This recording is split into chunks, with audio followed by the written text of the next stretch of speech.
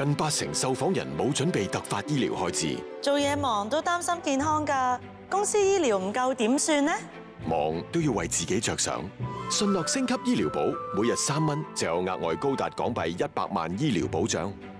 做足準備先有得享受沿路風景㗎。信樂自選醫療保，入院免按金，出院免找數。個仔入咗校隊，成日出國比賽。運動好易傷，幫個仔買我哋份全面嘅醫療保險，先至放心。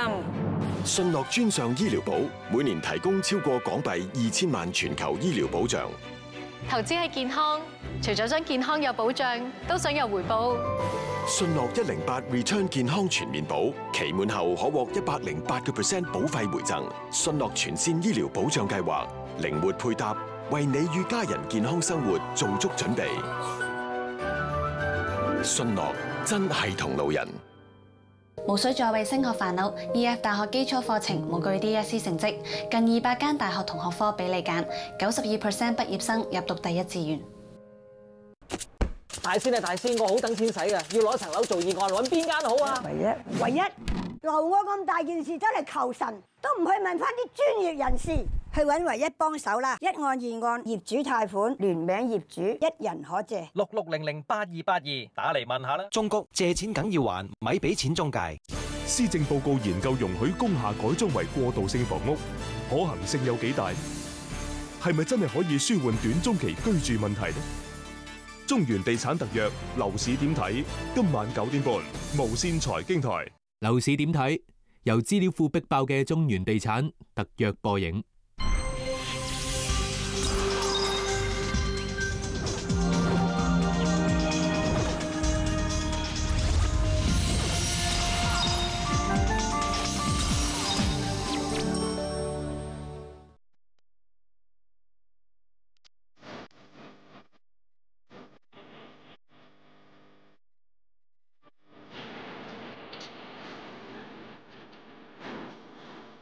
新盤主導樓市，過去週末二手交投普遍喺低位徘徊，而一手就有大約170宗嘅買賣，預計全年成交可能會達到2萬宗，金額會創新高。美國總統特朗普好可能宣布下任嘅聯儲局主席提名人選，據報最有可能嘅人選係現任聯儲局理事鮑威爾。英國銀行今個星期議息，市場估計可能會加息，係超過10年嚟嘅第一次。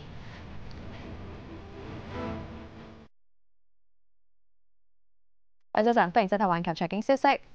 新盤主導樓市，過去嘅週末二手交投普遍都係低位徘徊，一手就有大約170宗嘅買賣，預計全年成交可能會達到2萬宗，金額會創新高。發展商年底前加快推盤，過去2日錄得大約170宗新盤成交，主要係嚟自新地將軍澳康城站嘅晉海2期，第二批推售131伙，最終接近沽清，一個4房單位以2236萬成交，尺價逼近21000蚊，尺價同總價都創項目新高。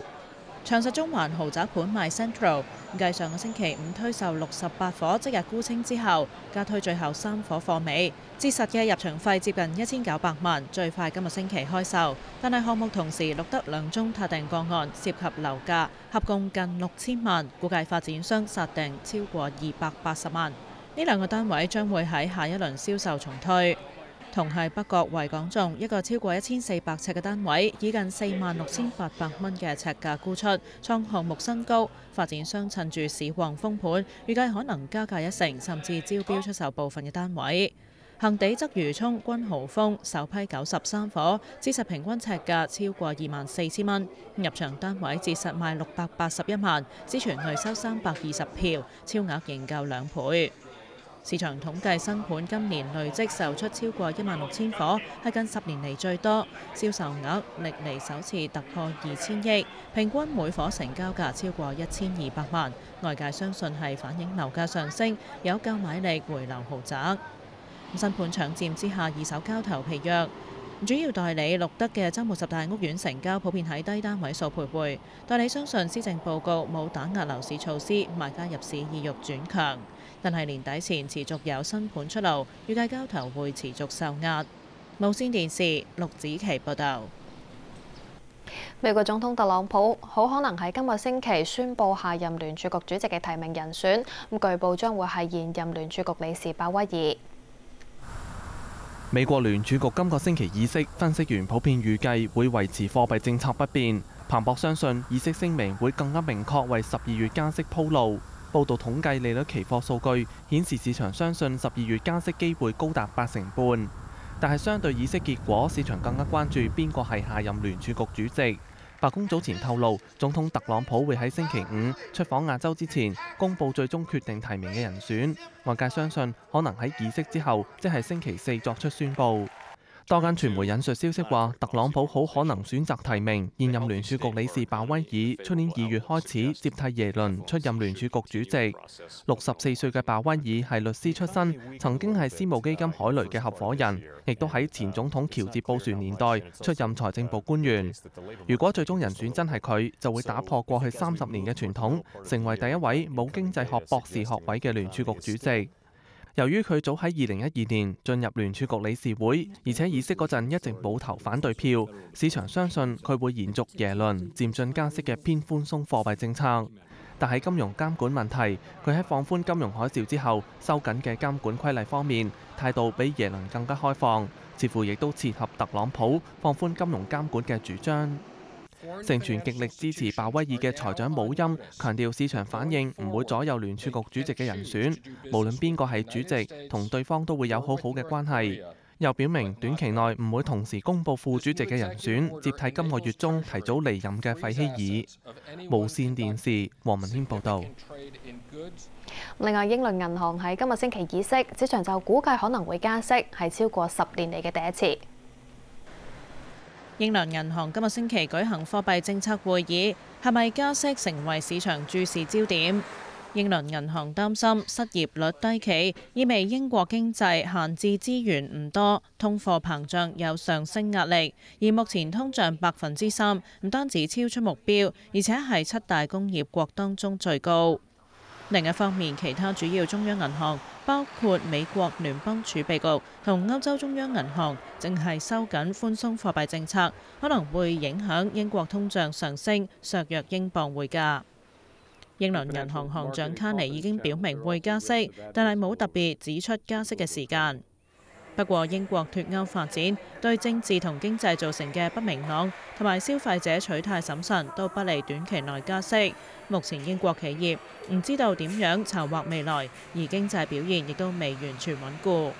例如上個月零售銷售按月收縮，初步數據亦都顯示第三季經濟增長只係按年增長1.5%，遠低過脫歐公投前水平，亦都低過美國同歐元區。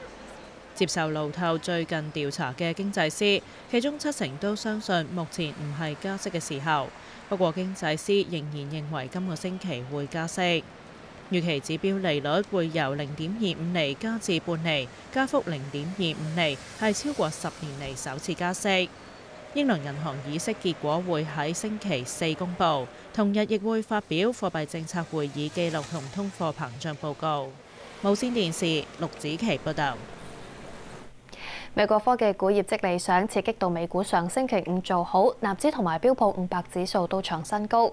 而總結全星期，道指同埋標普500指數就連續第7個星期有上升，納指就升咗1.1%，係連續第5個星期上升。今個星期數據可能會顯示美國風災過後嘅職位恢復增長，失業率維持喺10幾年嘅最低。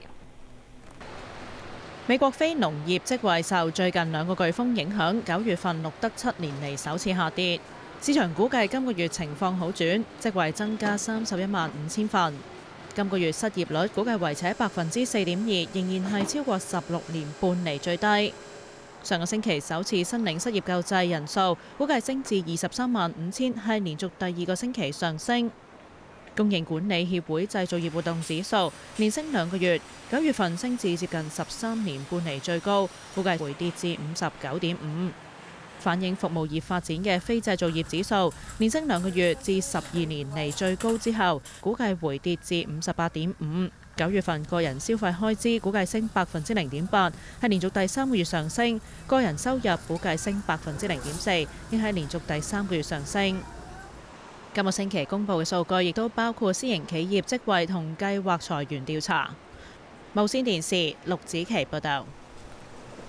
今朝早為大家請嚟奧利亞財富管理嘅陳俊文先生，幫我哋講下外圍市況㗎。歐文早晨。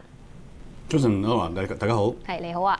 嗱，美國聯儲局咧今個星期議息，咁下任聯儲局主席嘅人選啦，或者都會有定案。嗱，再加上啦，蘋果啊、Facebook 等嘅科技公司亦都會公布業績。嗱，今個星期咧，美股走勢會唔會比較波動少少啊？今個禮拜可能會比較波動啲嘅，最主要見到聯儲局嘅即係議息會議方面，大家會備受關注啦。咁當然最重要嘅就係當然個聯儲局嘅主席人選，亦都可能今個禮拜推出嘅。咁啊，如果真係鮑威爾能夠係即係出席嘅話咧，相信對個市場嘅波動都唔算太大嚟嘅，因為一路以嚟講啊，鮑威爾喺聯儲局咧都幾跟隨耶倫步伐嘅，所以喺個貨幣政策方面嚟講冇乜太大嘅改變。至於企業業績方面嚟講，我咧當然我哋見到上個禮拜咧，即係亞馬遜嘅業績咧，就令到個股市大幅飆升嘅。今個禮拜咧，其實科技股方面嚟講嘅話咧，跟住有蘋果啊、Facebook 呢啲公司嘅業績咧，如果個業績未能夠高過即係以前亞馬遜嘅表現嚟講嘅話咧，的而且確可能令到股市咧會有啲多少少調整啊同埋波動嘅。嗱，另外關注翻咧，英倫銀行喺今個星期咧亦都有議息嘅。嗱，你估計會唔會加息啦？而今次加息嘅意義或者影響又有幾大咧？其實我覺得加息都係五波嘅情況，因為始終即係個英倫銀行方面嚟講，對於通脹咧就比較擔心嘅。咁但係實際上邊嘅情況就唔係好理想。咁我覺得咧，即係英倫銀行嘅即係行官員方面嚟講嘅話，就有些少分歧嘅。呢個都反映咗英國嘅經濟情況分歧狀況。咁所以無論加唔加息嘅話咧，英國經濟咧都依然仲係比較困難啲。所以我覺得英鎊咧都仍然可能比較偏弱少少嘅。好啊，唔該晒羅文今朝早嘅分析。美元對主要貨幣匯價喺亞太區早段係個別發展。歐洲央行延長買債計劃，再加上西班牙同加泰羅尼亞政治對立持續，歐元維持弱勢，對美元曾經跌穿1.16，美元對日元亦都係113嘅水平靠穩，英鎊對美元就係1.31水平向好。美元匯價最新表現，對日元係113.83。英鎊1.3132，瑞士法郎0.9987，咁對歐元係1.1604，加拿大元1.2832，澳元0.7669，新西蘭元0.686，咁對港元係7.8041。現貨黃金最新做1272.18美元。美國喺今個星期預計公布稅務改革嘅立法草案。眾議院同埋共和黨嘅議員透露，週三會發布稅改立法嘅草案，期望喺下個月底感恩節之前，參眾兩院先後通過法案，年底之前提交俾總統特朗普嚟到簽署。《華爾街日報》形容呢個立法嘅速度係金融海嘯以嚟嘅罕見，但係法案面對多項嘅爭議，其中有13萬會員聘請大約900萬人嘅全國房地產建築商協會，表明會反對現時嘅稅改方案，不滿限制按揭供款利息嘅扣稅安排，憂慮會影響樓價。日本零售銷售連升第11個月。9月份按年升2.2%，不過低過市場預期。日本股市方面，日經平均指數現時升35點，升幅超過0.1%。休息一陣，轉頭翻嚟再睇下。蘋果公司 iPhone X 喺上星期5開始接受預訂，公司就話需求係破紀錄，不過外界就憂慮公司另一款較平嘅 iPhone 8銷量會受到影響。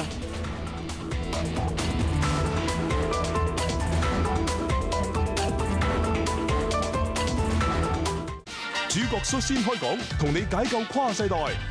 康業信貸快遞特約，跨世代跨啦啦。今晚8點半，翡翠台。Hello， 大家好，我又開 live 啦！收到可靠消息，今晚9點半，電視會有怪事發生啊！冬日日本物業顧問呈獻台慶劇《降魔的》，今晚9點半，翡翠台。識食就係食鮮味。食手藝，食心思，龍王酒家。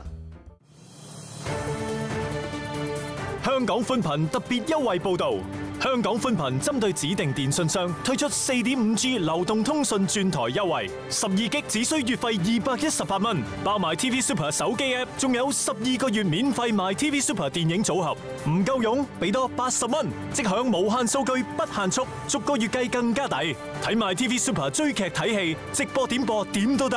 特別優惠報道完畢，香港寬頻。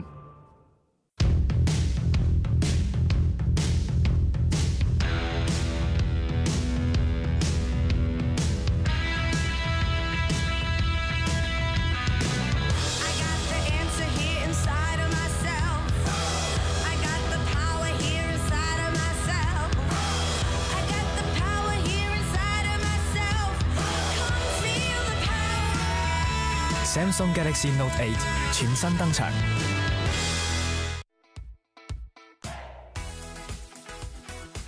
瑞邦證券是你致富之選。凝聚經驗，鑽研創新。Auto 邁向40週年，巨星 II 松閃亮登場，全新注入再生動力，感覺有如脫胎換骨。Auto 新一代巨星 II 松。史雲信超過60年經驗，結合草本、生物科學同科技力量嚟改善脫髮，仲有3個月保證計劃，否則原銀奉還。即刻用手機打星2238預約免費諮詢，就知絕無取巧。好想多謝每個關心我嘅人，俾我最好嘅滋潤。多謝京都念慈庵蜜煉川貝枇杷膏。小朋友都有健康呵護，天然草本加蜂蜜，滋潤護喉嘅全新京都念慈庵兒童枇杷蜜。法國金樂斯博趣，祝賀 TVB 節目熱爆全城。Expedia 平到盡，亞洲22個熱門地點，3日2夜套票，年稅1114蚊起，去旅行去到盡。金銀業貿易場恭祝 TVB 生日快樂。香港特別行政區20歲啦，梗係要全城慶祝啦！一齊嚟參加各式各樣豐富嘅活動，包括體育活動、文化表演、世界級展覽，同埋各區慶祝活動，分享回歸20週年嘅喜悅。想知多啲，上 hksar20.gov.hk 睇下啦。今晚9點半，胡鴻鈞帶你深入奇幻世界。何解此人跟本尊如此相似嘅？冬日日本物業顧問呈獻台慶劇《降魔的》，今晚9點半，翡翠台。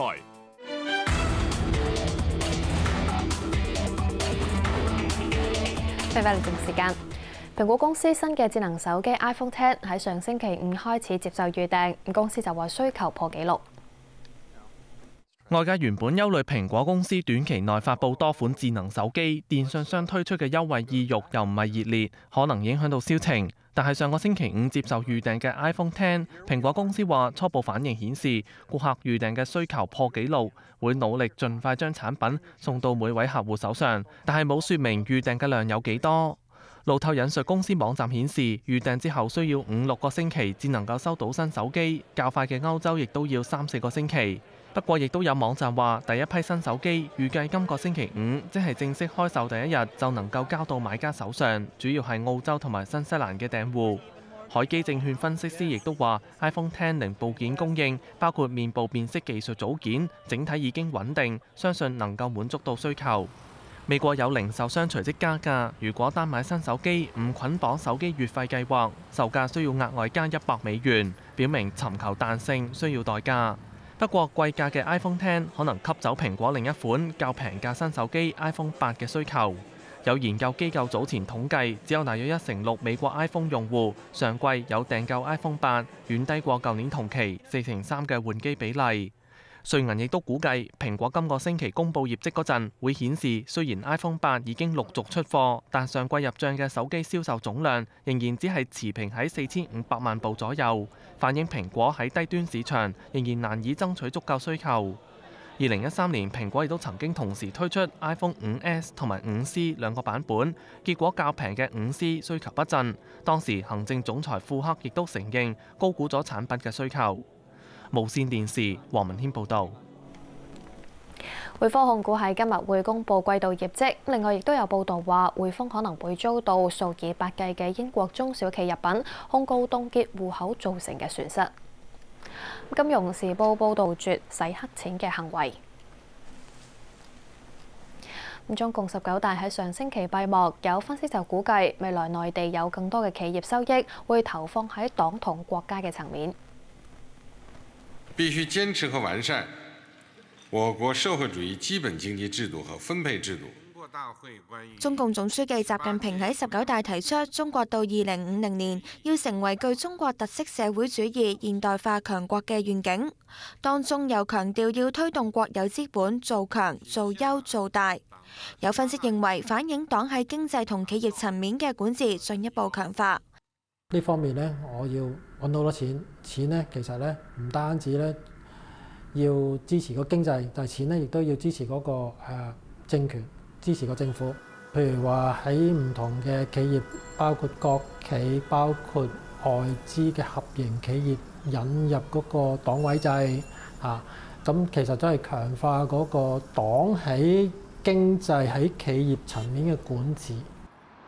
19大亦都首次提出利用大數據同人工智能去規劃經濟。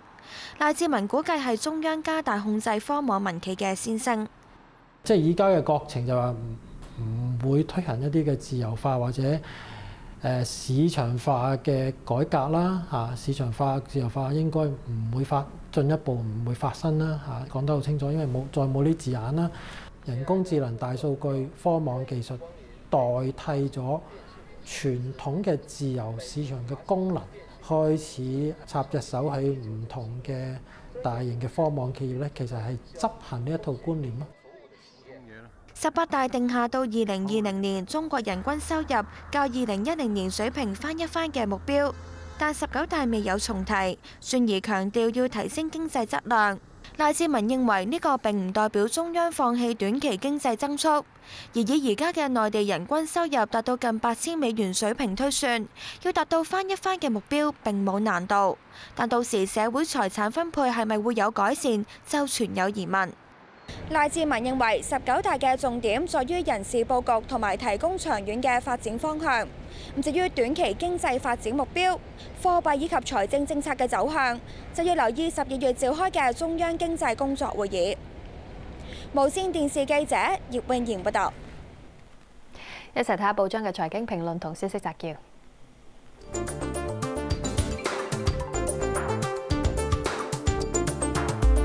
經濟報社評。港府提及80萬伙出租公屋，可以應付基層家庭需要嘅同時，亦都應該主動以具體嘅景泰苑數據，加上買到綠置居圓咗上車夢，並且騰出公屋嘅輪候冊人士上樓嘅個案佐證，俾公眾了解綠置居實況，消除誤解。文匯報社評。中共19大報告明確指出，要以粵港澳大灣區建設、粵港澳同埋泛珠三角合作等為重點，全面推進內地同港澳互利合作。香港應該抓緊機遇，從而解決內部一啲單靠自身難以解決嘅經濟樽頸。經濟參考報頭版評論文章：內地要完善維護金融穩定嘅雙支柱調控框架。強化貨幣政策推動利率市場化嘅作用，加強金融監管，協調強化宏觀審慎管理，充分發揮金融穩定發展委員會監管嘅職能，化解系統性金融風險。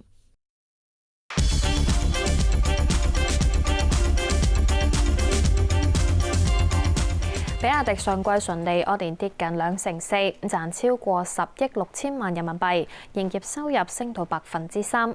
比亞迪預計全年嘅純利會跌1.5%至到2%，最少只係賺大約40億人民幣。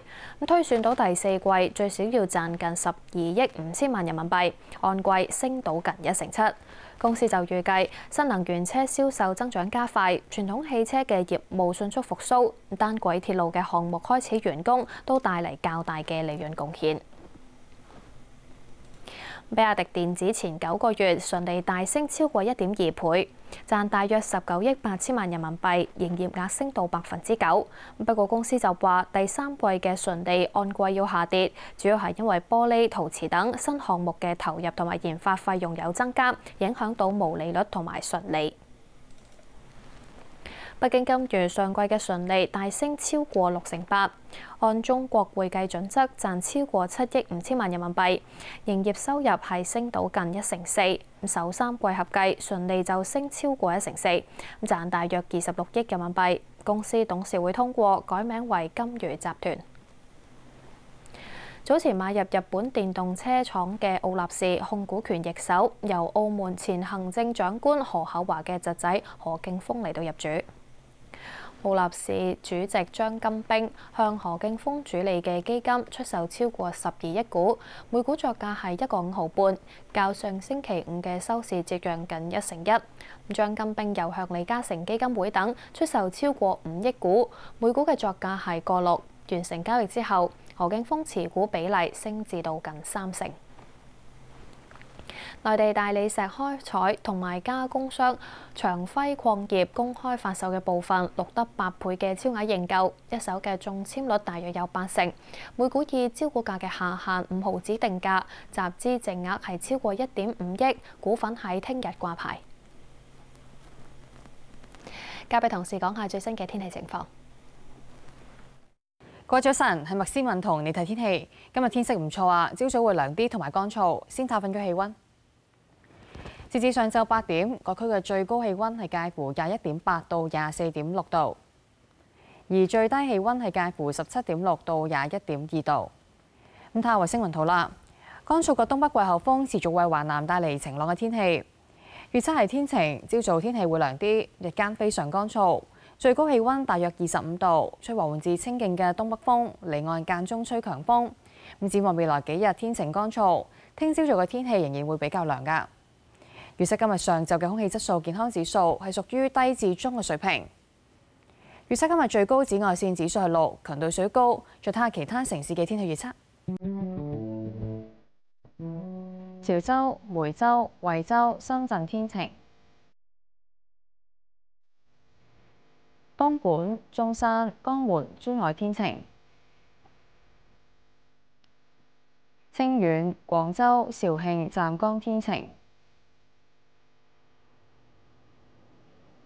哈爾濱、瀋陽、北京、天津、石家莊天晴；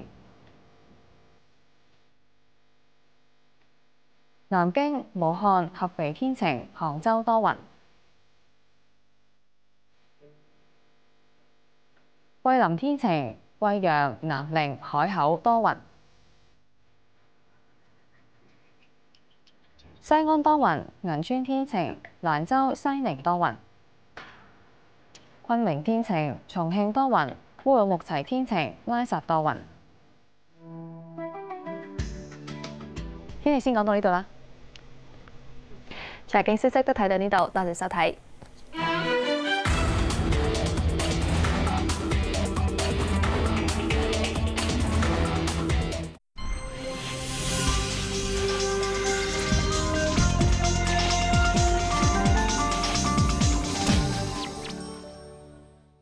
識海之人揀 Sammy， 跟 Sammy 去東京正啊！你都係平定貴，最緊要食得架勢，100嘢一碟，哇！你唔敢試，我就偏要試。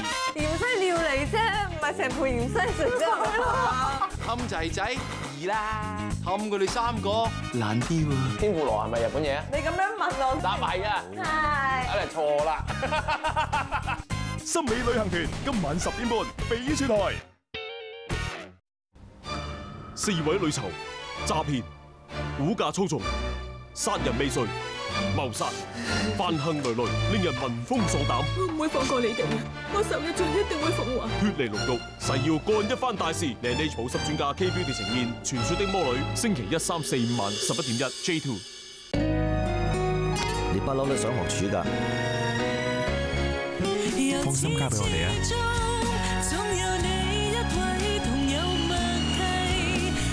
挑選世，讓我夢餘生能完美。為咗佢哋，我嘅股票、基金、外匯點分佈好？渣打財富管理團隊憑默契提供適合你嘅建議同選擇，令你更易作出明智決定。嚟渣打傾下。Standard Chartered here for good。翠明假期與德國國家旅遊局為你呈現一個難忘之旅，精彩行程帶你暢遊德國阿爾卑斯山、浪漫城堡之路，品嘗地道特色美食，多角度體驗不一樣嘅德國。詳情請瀏覽翠明假期網頁。今日我要換一個全新嘅人生，換家私，換器材，換車，換一種生活態度。及時雨私人貸款，你嘅願望同你一手搞掂。換上精彩人生，及時雨撐你每一步。中國借錢梗要還，咪俾錢中介。想提升表演藝術嘅造詣，去英國好定美國好呢？兩地大學各有咩特色？英美著名藝術學院入學試要過5關斬6將。EF 留學遊學團特約，升學無疆界。星期2晚8點半，無線財經台。升學無疆界係由 EF Education First 特約播出。佢哋嘅決定曾經主宰世界局勢，佢哋嘅想法足以改變經濟、科技體系。全球時代風雲人物，大談成功之道。余亮對談，星期3晚8點半，無線財經台。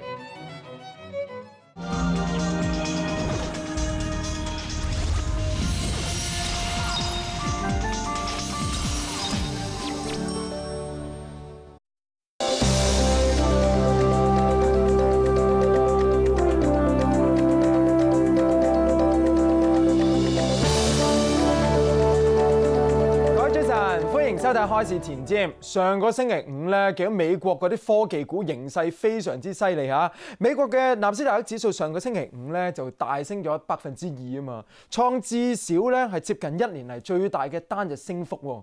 究竟港股呢邊啲科技股會唔會都爭氣咧？今日可唔可以承接住個升勢，從而帶動恆指今個星期有個比較好啲開局表現呢？家庭觀眾繼續可以透過我哋嘅熱線電話啦、電郵啊或者即時通訊軟件咧，將你哋投資問題話俾我哋知。我哋今日咧又係繼續啦，喺日頭交易時段啊，下晝咧個收市後嘅競價時段，同埋下晝嘅5點鐘之前咧，都繼續盡力為大家解答投資方面嘅疑難嘅。嗱，而家即刻揾埋灣仔主持同埋嘉賓傾下先啦。主持方面啊，繼續有李家慧 Lorraine 喺度啦。你喺嘉賓方面嚟到星期一揾到論常念論大師喎，兩位早晨。早晨，大師 Lorraine 啊，哇！今個星期一開局咧，睇翻好多大事要發生啊，例如被視為國際金融市場好重量級嘅職位啦，聯儲局下任主席咧，預計今個星期就會落實個人選㗎啦。最新消息就話聯儲局嘅理事鮑威爾就會接任。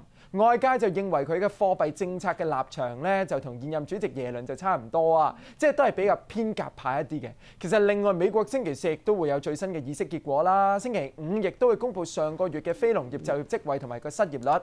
睇翻全部呢啲消息咧，都會影響住大家判斷究竟12月啊同埋出年咧美國嗰啲加息步伐嗰啲情況㗎啦。大師 Lorraine，我頭先一口氣咁樣數咧，淨係數美國咧已經有